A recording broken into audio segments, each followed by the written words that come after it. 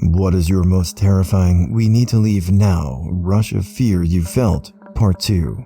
Please remember to like, share, and subscribe. Growing up, I lived on a corner lot. Since my backyard was pretty big, there were usually some squirrels, rabbits, deer, and on very rare occasions a coyote in there. I was walking around in the yard at night one day to cool off since the AC to my room never worked properly.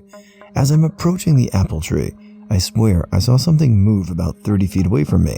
I freeze for a minute, but ultimately didn't see anything. But every alarm bell in my brain was going off, so I slowly wade my way back inside, constantly checking behind me. The next morning, I'm out in the yard picking up sticks. Right around where I was the previous night was a mutilated, fresh rabbit corpse and the footprints of at least 3 coyotes in the dew. Probably not as bad as others here, but when I was a kid, 10 to 12, somewhere in that age range, I lived in the middle of nowhere. Private dirt road, house on either side was a summer home, so empty. The nearest neighbor was a nice old dude in his 70s. The other side of the road was buffer zone for a military base or something, and my parents left home at 5 a.m. and didn't come home till almost midnight for work. Needless to say, I was alone a lot. So, I liked to explore, and my giant male cat would walk with me. I took him with me because he hated everything that wasn't me or my immediate family, and would usually attack, overrun, so my personal guard cat, LOL. I found animal bones to examine with my junior science kit. I found a dead snake, quail nest, fool's gold, lots of neat things. I wandered into the buffer zone for more exploring, and near the base of this small rocky mountain, I saw a tiny building, so I approached it. It was about the size of an outhouse, but instead of a toilet, it had a shelf and about a dozen or so butcher knives and cleavers hanging from the top. A lot of the knives and stuff had dark, dried, crusty blood on it. Creepy, right? Well, as I was stupidly getting a closer look, I realized at least 2 of the knives or cleavers had bright red blood on it, meaning it was fresh. I felt a pit in my stomach and backed out of it slowly. I looked around and my cat was arched and poofed and growling. I grabbed him and booked it back to my home, still explored my yard, but never went back into the buffer zone again. I was probably 8 or 9 and walked into a restroom at a gas station that wasn't inside the actual store and saw 2 strange-looking men who said, "Come on in, little boy, we won't hurt you." Keep in mind, this was a 1-person restroom that required a key. I turned and ran back to our car as fast as I could and told my dad. He grabbed something out of the trunk and ran towards the bathroom, but the 2 guys were gone. Several years ago, 6 of my friends and I were out of state for a wedding. We rented an Airbnb for the group. Immediately after getting there, we learned that the guy who rented out his house had a roommate who was almost never home, but happened to be there for the first time in weeks and didn't realize the house was going to be occupied. The owner insisted that he spoke with him and he was planning to pack up and stay at his girlfriend's, so we could have the home to ourselves as planned. Sure enough, he was gone that afternoon. We went out that night and came home intoxicated at 20-somethings do from time to time. One of our guy friends came up from the basement looking shocked. Apparently, the roommate was back, and based on him being asleep, it was clear he planned to stay. We quieted down and rearranged where we all planned to sleep, but this was only the beginning. The next morning, we were woken up by excruciatingly loud death metal blaring from the common living area dining room upstairs. 2 of the people who slept in the living room came down immediately and told us we needed to pack our shit and get out fast. We didn't ask many questions, just sort of grabbed all our stuff, tried to clean up, and piled into an Uber XL to head to the closest hotel. Apparently, before the music started earlier that morning, they woke up to a bunch of clank and banging, only to open their eyes and see this dude sitting at the table cleaning a shotgun and a handgun. Needless to say, I don't think he wanted us in his house. Me and some other teachers were going up on a canoeing trip with the teens from my class. It was a 1-day trip on a series of connected lakes surrounded by forest. It was an organized school trip, and I was responsible since it was my class. I was hesitant in the morning and wanted to cancel because the weather report had warning for thunder later that day. My colleagues convinced me to make the trip happen, saying the trip was going to be over before the time or the thunder prognosis. We had our canoes up on land for lunch when it started raining. I decided we had to reach the path 500 meters away so we could walk the rest of the way home, since the thunder was prognosed to last for a long time. I hurried the kids into the canoes and told them to paddle as fast as they could and stick close to the shore. Soon enough, I heard thunder behind us, and I was counting seconds to hear how far away it was. Close. When we came to the place to unload the canoes from the water to the path, I was terrified, and I think the kids noticed because they followed my every command to get everyone up quick. Afterwards, a colleague that wasn't along on the trip showed me a screenshot of lightning radar where it had struck the lake not long after we got up from the water. When I was young, I was living in Vancouver, originally from London. Anyway, one night I'd been out with my new friend. I was a little drunk and I wasn't really concentrating when my cab dropped me in front of my apartment block. As I got out of the cab, I noticed two guys my age, 25, walking towards me. I walked up my steps and went into the communal entrance and they came up behind me. Me, being the polite British girl I am, thought they lived in the block, so I held the door and they said thanks and followed me in. So we are standing waiting for the lift, elevator. I don't know what it was, but all of a sudden I just sobered up.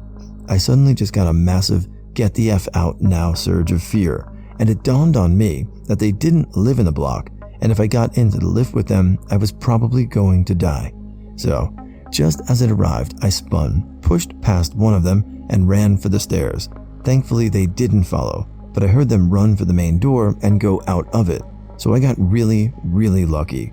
To this day, 25 years later, I don't know what it was that triggered my flight or fight response. I'm just glad I listened to it. I decided to third wheel with my friend and her current love interest. Anyways, we went to an abandoned school with no trespassing signs, of course. It was on the side of a kind of busy highway, so I was a little hesitant, especially since I was driving my car, but I agreed anyways. The school was really cool and looked like it was in good shape. We went outside to leave and an old shitbox truck drove by my car super slow. He drove off, but soon turned around, and I remember so well the feeling of my stomach dropping. My friend's crush told me to run, and I've never felt more adrenaline in my life. I hopped in the car, slammed it into gear, looked in my rearview mirror, and saw the old shitbox truck right on my ass. I was going 130 kilometers an hour in an 80. For 3 weeks, I thought the cops were going to show up and my parents were going to ground me. I can still feel the tingling in my fingertips when I think about it. I almost killed this kid because he was laughing and my leg was shaking on the gas pedal as we drove away.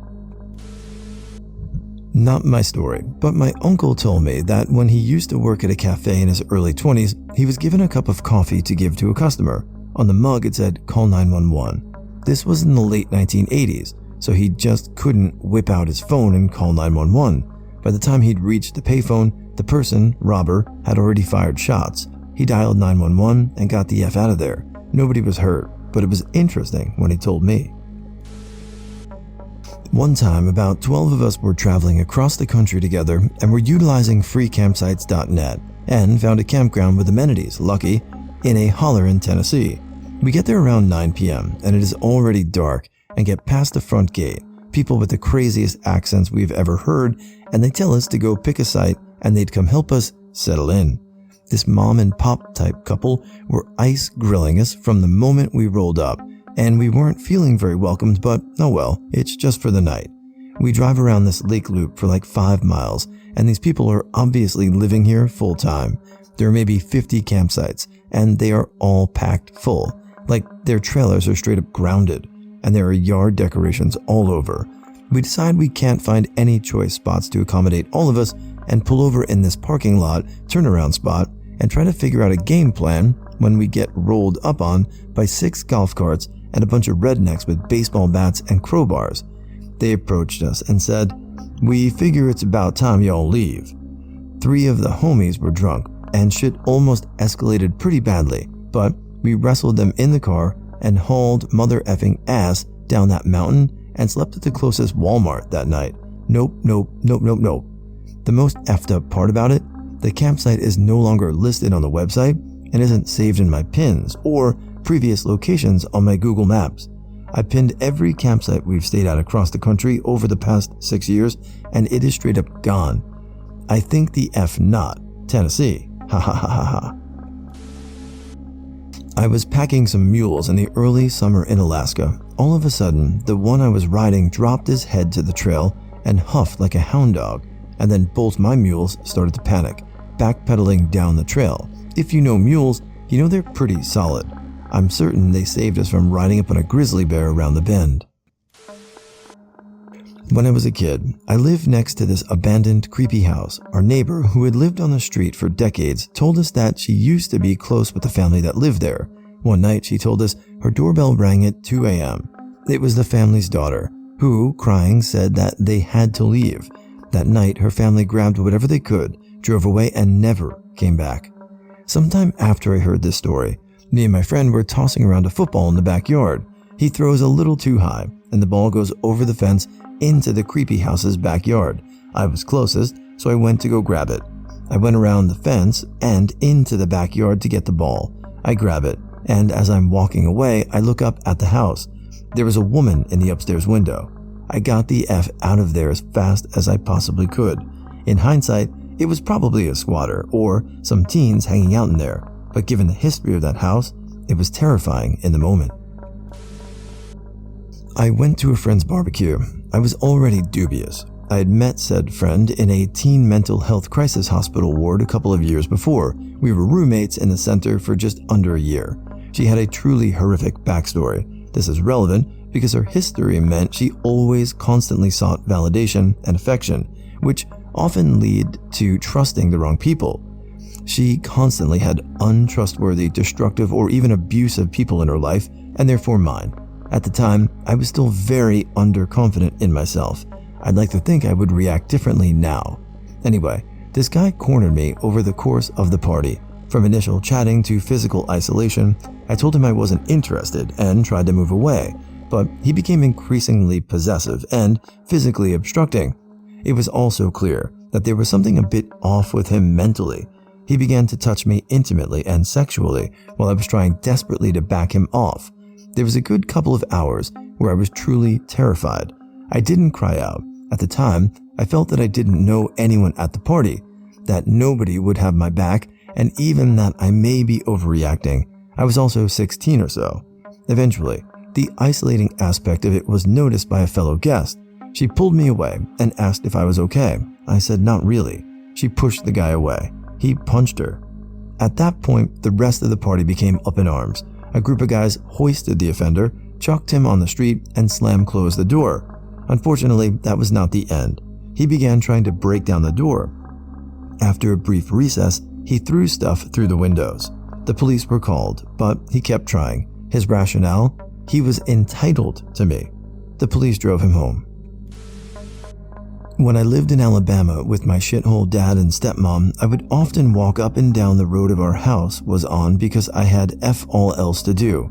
You could go into the shrubbery in our backyard and see a public pool through the greenery. One day, I'm moseying as usual when I get this feeling, like pressure between my shoulder blades, but nobody is touching me. I see a couple kids walking ahead of me and scurry up to them, taking each by an arm and hurriedly escorting them to a nearby friend's house. As soon as we got inside, dude on a busted-ass bicycle rides past with a big-ass metal pipe in his hand. I wait until he's gone for sure, then escort them home, since I was 15 at the time and they were preteens. Cut to a few days later, I'm moseying again and see this guy basically being chokeslammed onto the hood of a cop car. Turns out, he made the absolutely terrible mistake of breaking into a cop's daughter's bedroom. Guy looked like somebody shoved his face in a meat grinder. So, yeah, my sudden paranoia kept two kids and myself from possibly being kidnapped or worse by this dude.